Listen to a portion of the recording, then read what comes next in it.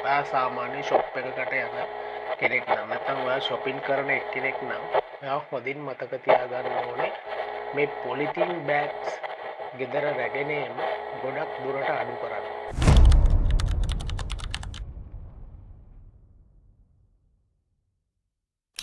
අයිබෝවන් අලුත්ම වීඩියෝ එකකින් ලකියා ටෝක්ස් අලුත්ම කතාවක් කියන්න ආවේ. ඇත්තටම මේක අද වෙනකොට පාරිසරික ප්‍රශ්නයක් වෙලා තියෙනවා මේ පොලිතින් ප්‍රශ්නය.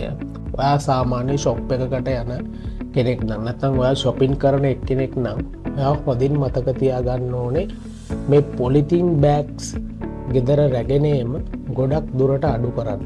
මේක ඇත්තටම නීතියක් නෙමෙයි, රීතියක් විදියට ඔයාගේ ඔළුවේ තියාගන්න. ඇත්තටම අනවශ්‍ය විදියට පොලිතින් බෑග්ස් පාවිච්චි කරන්න අවශ්‍ය නැහැ. මොකද ඔයා දන්නවා අද වෙනකොට ඔයාගේ ගෙදරින් බැහැර වෙන අපද්‍රව්‍ය කොච්චර තියෙනවද? එතනින් බැලුවොත් එහෙම ඔයා ඒ අපද්‍රව්‍ය වලින් ප්‍රතිශතයක් විදියට ගත්තොත් එහෙම කොච්චර පොලිතින් ප්‍රමාණයක් අන්තර්ගත වෙනවද? ඒකට වෙන දේ ගැන ඔයා දැනගෙන හිටියද නැත්නම් මීට කලින් ඔයා දැනම මේ වැරද්ද කරනවද කියන එක ගැන මට ගැටලුවක් වෙනවා. ඉතින් ඔයා දන්නවා නොවැම්බර් 1 වෙනිදා ඉඳන් ආණ්ඩුව යම්කිසි පනතක් ගෙනල්ලා තිනවා.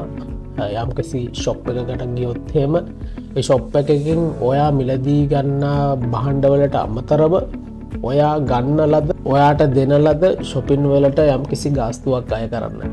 ඇත්තටම මේක ගොඩක් තැන් වලින් සාමාන්‍යයෙන් සුපර් මාකට් වලින් ඔක කරනවා. නමුත් පොඩි මිනි ෂොප් ඉතින් ඒ ෂොප් වලින් ඔයාට එහෙම කරන්නේ නැහැ. නමුත් ඔයා දැනගන්න ඕන අවම කරන්න මේ shopping bag ගෙදර ගෙන යන එක.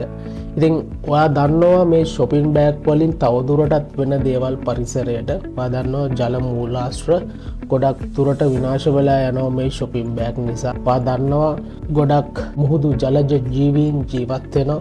ඉතින් මේ ඔයගොල්ලෝ පාවිච්චි කරන මේ සියලුම පොලිතින් කුණු අපද්‍රව්‍ය යනාදී සියලු දේ ගිහින් මුහුදට තමයි එකතු වෙන්නේ. ඉතින් ඒකෙදී ජලජ පරිසරය, මුහුදු පරිසරය සහ මුහුදු සත්වයින් මේ පොලිතින් අනුභවය කරන්න පටන් ගන්නවා. ඉතින් ඒකත් එක්ක ගොඩක් දුරට ඒ මුහුදු ජීවීන් පවා විනාශ වෙලා යන්න පුළුවන් මේ විෂ පොලිතින් පාවිච්චි කිරීම නිසා. ඉතින් ඔයා දැනගන්න ඕන ඔයා ගොඩක් දුරට පොලිතින් ගොඩක් පාවිච්චි කරන කෙනෙක් නම් අවම වශයෙන් අවම විදියට පොලිතින්ස් පාවිච්චි කරන්න. ඒ වගේම තමයි කඩේකට හරි කොහේ හරි සුපර් මාකට් එකකට හරි යනවනම් ඔයා අනිවාර්යෙන්ම පංමල්ලක් ඒ වගේම රෙදි බෑග් එකක් වගේ දෙයක් යූස් කරන්න. ඒ වගේම මාළු වගේ දෙයක් ඔයා මිලදී ගන්න යනවනම් මාළු ෂොප් එකකට ගිහිල්ලා එයාගෙන් බෑග් එකක් ඉල්ලන්න යන්න එපා.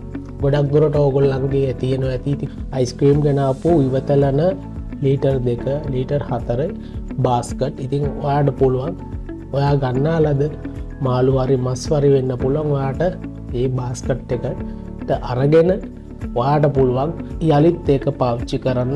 ඒ මස් මාළු ටික අවශ්‍ය විදියට තමන් ගෙදර ඇවිල්ලා ඒක තියාගෙන නැවතත් ඒ ප්ලාස්ටික් බඳුන පිරිසිදු කරලා නැවතත් ඔයාට ඒක පාවිච්චි කරන්න පුළුවන් මස් මාළු ගෙන්න. ඉතින් මේ වගේ දේවල් හරහා මේක නැවත නැවතත් භාවිතය කිරීම මගින් පොලිතින් ප්ලාස්ටික් පරිසරයට නිදහස් කිරීම අවම වෙනවා. ඒ වගේම තමයි දිගු කාලයක් පාවිච්චි කරන්න පුළුවන් ප්ලාස්ටික් බඳුන් තියෙනවා. ඒ වගේම තමයි පොලිතින් පාවිච්චි කරනවා නම් අනිවාර්යෙන්ම මතක තියාගන්න පොලිතින් භාවිතාව අවම කරන්න. ඒ සඳහා ඔයාගේ ආදේශකයක් ඔයා පාවිච්චි කරන්න පුරුදු වෙන්න. ඉතින් මේ පණිවිඩයෙන් මතක් කරන ගමන් මගේ පේජ් එකත් ෆලෝ කරලා යන්න. එහෙනම් බොහොම ස්තුතියි. එහෙනම් ජය වේවා.